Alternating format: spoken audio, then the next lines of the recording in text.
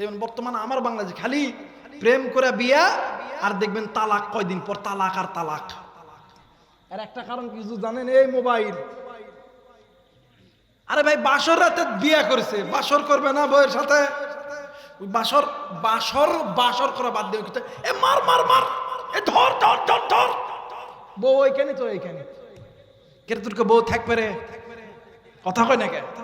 Herbal খাওয়া লাগবে, কথা কয় না কে? হারবাল ছাড়া কোনো উপায় আছে? উপায় নাই। এজন্য স্ত্রীকে মহাব্বত করবেন, ভালোবাসবেন, কারণ যত মহাব্বত তত রহমত।